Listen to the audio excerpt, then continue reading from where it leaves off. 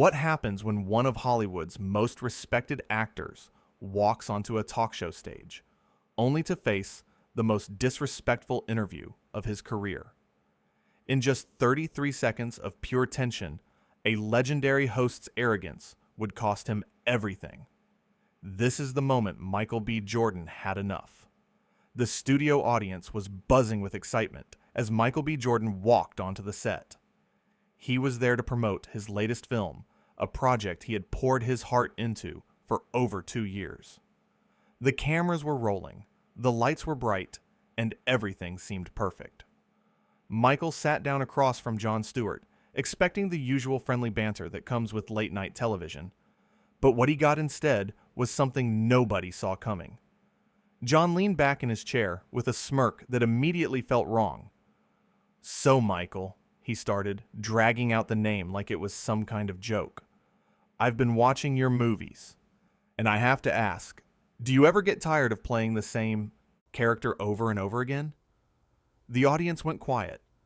Michael's smile faltered for just a second, but he recovered quickly. "I think each role I take on has its own unique challenges," he said calmly.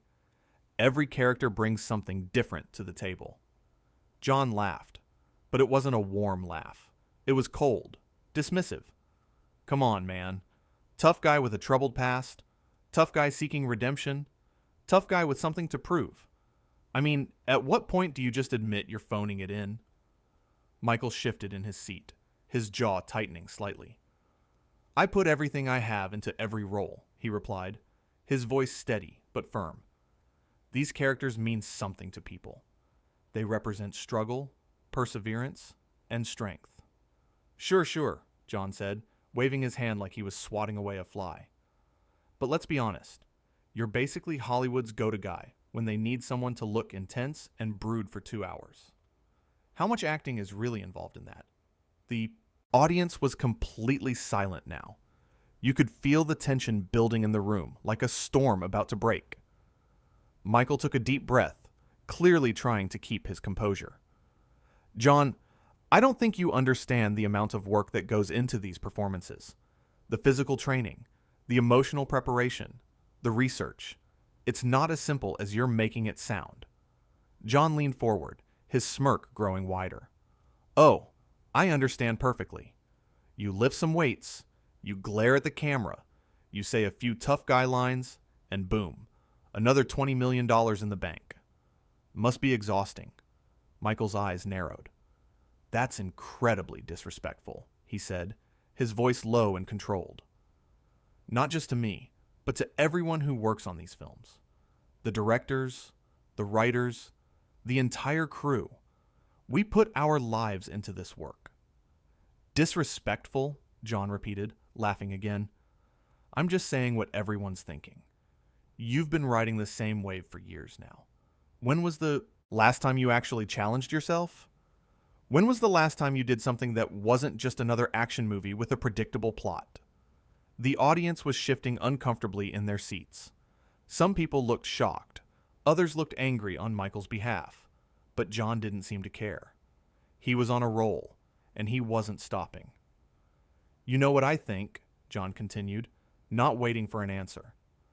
"I think you found a formula that works, and you're milking it for everything it's worth. And hey, I don't blame you. If I could make millions by doing the same thing over and over, I probably would too. But let's not pretend it's some kind of artistic achievement." Michael sat there for a moment, letting the words hang in the air. His hands were clasped together, his knuckles white from gripping so hard. "You're entitled to your opinion," he finally said, his voice barely above a whisper. "But you clearly haven't watched any of my films with any real attention. If you had, you'd see the nuance, the differences, the growth from one role to the next." Jon rolled his eyes. "Nuance? Please. You punch people. You brood. You maybe shed a single tear in the third act. That's not nuance. That's a template. I've played a lawyer, a son dealing with family trauma, a man fighting against systemic injustice," Michael said, his voice rising slightly. "I've done dramas. I've done character studies. But you've already made up your mind, haven't you? You brought me here just to tear me down. I brought you here to have an honest conversation, Jon shot back. Something your publicists and handlers probably never let you have. Someone needs to tell you the truth, Michael. You're coasting. Michael stood up slightly, then sat back down, clearly fighting the urge to just walk off right then and there. The truth, he said, his voice shaking with controlled anger. The truth is that you don't know what you're talking about. You sit behind this desk every night and make jokes, but when was the last time you put yourself out there? When was the last time you risked failure? You want to talk about coasting? Look in the mirror. The audience gasped. Some people even started clapping, but Jon raised his hand to silence them. His face had changed now. The smirk was gone, replaced by something darker. Careful, Michael, he said quietly. You're a guest on my show. You might want to remember that. A guest? Michael repeated, his voice incredulous. Is that what you call someone you invite onto your show just to insult them? Just to mock their career? I came here in good faith, Jon. I came here to talk about my work, to connect with the audience. And you've turned this into a hit piece. Jon leaned back again, crossing his arms. If you can't handle a little criticism, maybe you're in the wrong business. Criticism is one thing, Michael said, standing up now, his full height towering over the desk. What you're doing is something else entirely. This isn't criticism. This is you trying to make yourself feel important by tearing someone else down. And I'm not going to sit here and let you do it. The audience was on the edge of their seats. Some people were recording on their phones. Others were just staring in disbelief. Jon's producers were probably having heart attacks in the control room, but the cameras kept rolling. So what are you going to do? Jon asked, his voice dripping with condescension. Walk off? Run away because someone finally called you out? Michael stared at him for a long moment. The silence was deafening. No, he said finally. I'm not running away. I'm choosing not to give you any more of my time. There's a difference. He started to remove his microphone, his movements deliberate and calm. Jon sat there, clearly not expecting this. Oh, come on, he said, his voice losing some of its edge. Don't be so sensitive. We're just having a conversation. No, Michael said again, placing the microphone on the chair. You were trying to have a one-sided attack disguised as a conversation. I don't need this. My work speaks for itself. The people who appreciate it know what I bring to the table, and the people who don't, well, their opinions don't really matter to me. Jon's face was turning red now. You're really going to walk off my show? Do you have any idea how this makes you look? Michael paused at the edge of the stage, turning back to face Jon one last time. It makes me look like someone who knows their worth, he said calmly. Someone who won't be disrespected for entertainment. You wanted honest conversation, Jon? Here's some honesty for you. This is the most unprofessional interview I've ever been a part of. And I've sat down with hundreds of journalists, talk show hosts, and reporters. None of them, not a single one, has ever been as rude, as dismissive, or as downright mean-spirited as you've been tonight. The audience was completely still. Some people had tears in their eyes, moved by Michael's words. Others were nodding in agreement, clearly on his side. Jon opened his mouth to respond, but Michael held up his hand. I'm not finished, he said. You talk about me playing the same roles, but at least I'm creating something. At least I'm part of stories that inspire people, that make them feel something. What are you doing? You're sitting here, night after night, trying to tear people down because it gets you ratings. That's your formula. That's what you're coasting on. Now wait just a minute, Jon said, standing up now too. You don't get to come on my show and lecture me about what I do. Why not? Michael asked, his voice calm but powerful. You just spent the last 10 minutes lecturing me about what I do, and you don't know the first thing about it. You haven't walked in my shoes. You haven't spent months preparing for a role, living with a character, trying to bring truth to a story. You just sit here and judge from a distance. Jon was fumbling now, clearly caught off guard by Michael's eloquence and composure. "I'm a comedian," he said weakly. "This is what I do. I make jokes. I push buttons." "There's a difference between pushing buttons and being cruel," Michael said. "There's a difference between comedy and contempt.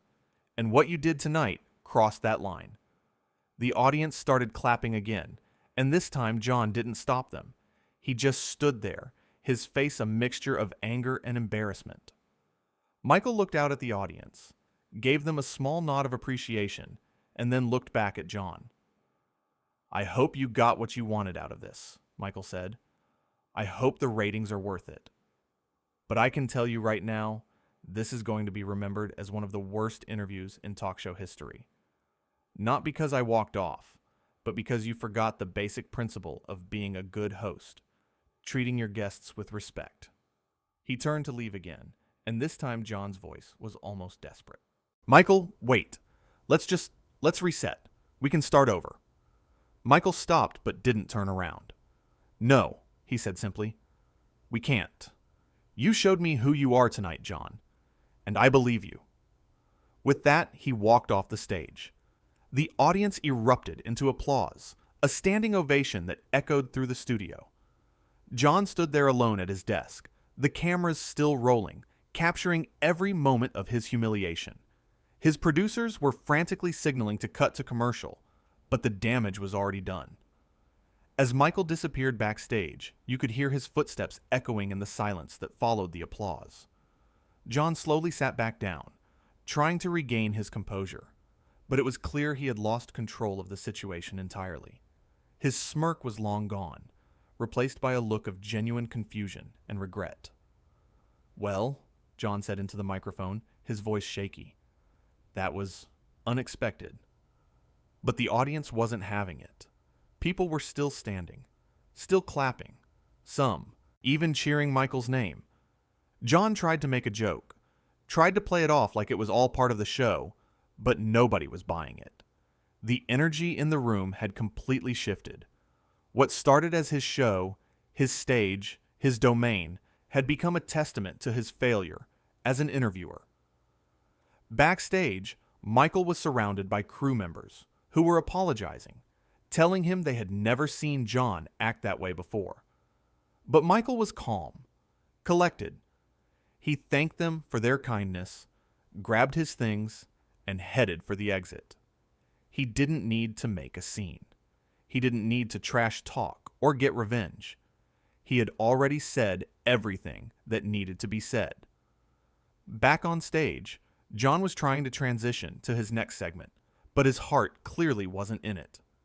The audience could sense it. The energy was gone. What should have been a fun, engaging interview had turned into a disaster, and everyone knew it. The whole thing had started so normally. Michael had walked out with a smile, ready to share stories about his latest film, ready to connect with fans. But Jon had other plans. From that very first question, it was clear he wasn't interested in a real conversation. He was interested in taking shots, in proving some kind of point, in elevating himself by diminishing his guest. And it backfired spectacularly. Michael's words echoed in the minds of everyone who witnessed it. The idea that someone could stand up for themselves so eloquently, so powerfully, without resorting to yelling or insults was inspiring. He didn't stoop to Jon's level. He didn't play the game. He simply stated his truth and walked away with his dignity intact. Jon, on the other hand, was left holding the pieces of an interview that had completely fallen apart. His reputation as a skilled interviewer, as someone who could engage with guests in meaningful ways, had taken a serious hit. All because he chose mockery over curiosity, contempt over respect. The studio audience finally settled down, but the atmosphere remained tense. People were whispering to each other, replaying what they had just witnessed. Some were already pulling out their phones to text friends and family about what had happened. This wasn't just another talk show moment. This was something that would be talked about for years. Jon finished the show, but it was clear his mind was elsewhere. Every joke fell flat. Every segment felt forced. The magic that usually filled his show was completely absent. And as the credits rolled, as the audience filed out of the studio, there was only one thing on everyone's mind. Michael B. Jordan had just delivered one of the most powerful exits in television history. He didn't need to yell. He didn't need to cause a scene. He simply stood up for himself, called out the disrespect, and left. And in doing so, he reminded everyone watching that sometimes the most powerful thing you can do is walk away from someone who doesn't value you. The contrast between the two, men couldn't have been more stark. Michael, calm and composed, speaking with clarity and conviction. Jon, flustered and defensive, realizing too late that he had pushed too far. One man walked away with his reputation enhanced. The other was left to deal with the consequences of his own arrogance. As Michael stepped out of the studio and into the night air, he took a deep breath. The tension of the last 20 minutes melted away. He had handled it perfectly. He had stood his ground without losing his cool. He had defended not just himself, but everyone who had ever worked on his films. Everyone who had poured their heart into creating something meaningful. Inside, Jon was facing his producers, trying to explain what had happened, trying to figure out how to spin it. But there was no spin that could fix this. The cameras had caught everything. The audience had seen everything. And soon, the whole world would see it too. The interview that was supposed to be a simple promotional appearance had become a defining moment. A moment that showed what happens when arrogance meets dignity, when mockery meets grace, when someone who has forgotten the value of respect meets someone who knows their worth. Michael didn't need Jon's show. He didn't need the platform. His work spoke for itself. His talent was undeniable, and his integrity, the way he handled himself in that impossible situation, only made people respect him more. Jon, meanwhile, had to reckon with the fact that he had let his ego get the better of him. He had thought he could take cheap shots at a guest, and it would be entertaining. He had thought he could push buttons and get away with it, but he had miscalculated. He had underestimated the man sitting across from him. The whole incident was a masterclass in composure. Michael never raised his voice. He never insulted Jon personally. He simply held up a mirror and forced Jon to look at his own behavior. And in doing so, he won not just the argument, but the respect of everyone watching. As the night went on, as Michael headed home and Jon stayed behind to deal with the aftermath, one thing was abundantly clear. This wasn't just about a bad interview. This was about character. This was about how you treat people when the cameras are rolling and the world is watching. Michael had shown his character. He had shown that he wouldn't compromise his values for ratings or entertainment. He had shown that respect is non-negotiable, and that walking away from toxicity is not weakness, it's strength. Jon had shown his character too, and unfortunately for him, what he showed was not flattering. He had revealed himself to be someone who would rather score cheap points than have a real conversation. Someone who would rather tear others down than build them up. Someone who had forgotten that being a good host means making your guests feel valued, not attacked. The whole thing lasted less than half an hour, but its impact would be felt for much longer. Because in that short span of time, two men revealed who they really were. One rose to the occasion with grace and dignity. The other fell victim to his own ego and arrogance. And as Michael drove away from the studio, knowing he had done the right thing, knowing he had stood up for himself and for everyone who had ever felt disrespected in similar situations, he felt a sense of peace. He didn't win because he was louder or meaner. He won because he was real, because he was authentic, because he refused to play a game that was rigged against him. That's the power of knowing your worth. That's the power of standing firm in who you are. And that's exactly what Michael B. Jordan showed the world that night.